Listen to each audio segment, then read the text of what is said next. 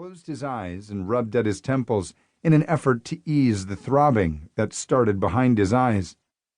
"Hate or not, he is our father.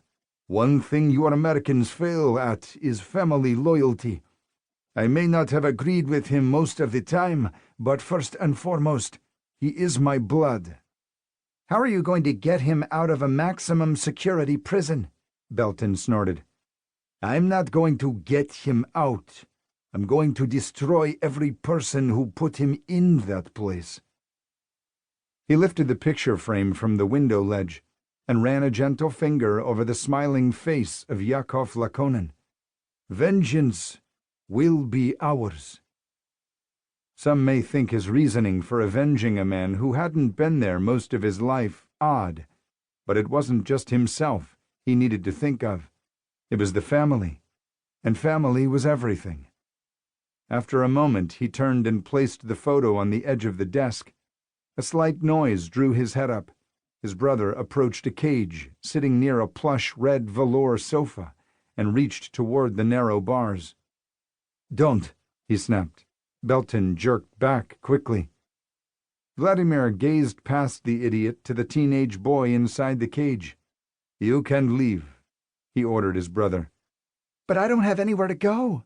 "There are 15 bedrooms. Use one," he said flatly.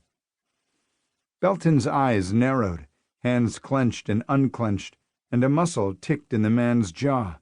Then, without another word, his brother spun and stomped over to gather his coat from the rack near the door and left.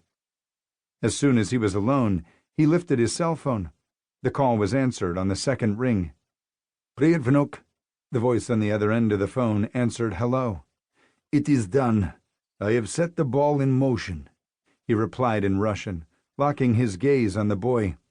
"You bring honor to our family." "Thank you, grandfather." Chapter 1. Storm. "Are you fucking kidding me?" Storm gaped in response to his boss. Great.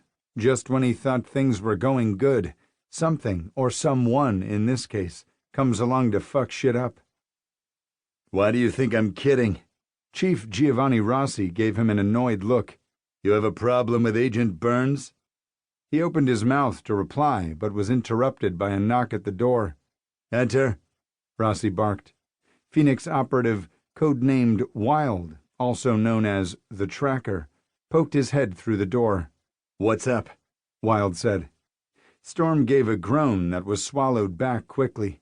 Wild was gorgeous, all long hair falling to just shy of his shoulders and blonde and light brown waves and blazing blue eyes. Oh, and fucking dimples.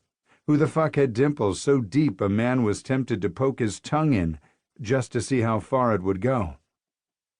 Storm dropped into one of the chairs that sat around the small, round conference table, then stretched his legs out and crossed his arms.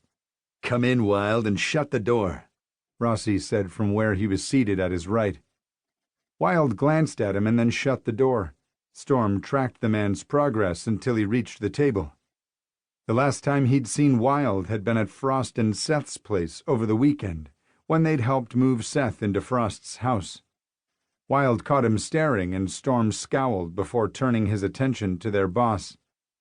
"I'm putting you two on a joint task force to investigate and assist CSI and local law enforcement with cleanup of 2 locations Yakov gave us." Yakov Lakonin, the head of an Eastern European drug and human trafficking ring, was currently sitting in a federal prison. The man had made a deal and at the same time dodged a bullet by supplying the whereabouts of some sex trafficking sites. "What's the cleanup consist of?" he asked grudgingly, because now he was interested, damn it. He liked being on site, sifting through crime scene wreckage and figuring shit out. It gave him a break from killing people.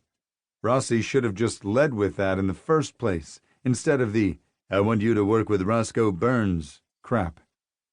"They busted one site yesterday and the other they hit a few hours ago, so the scene is fresh. That's where you two come in. I'm putting you on a joint task force. You'll assist with each crime scene so we have first-hand knowledge of any victims rescued and intel gathered. The more we know, the more likely..."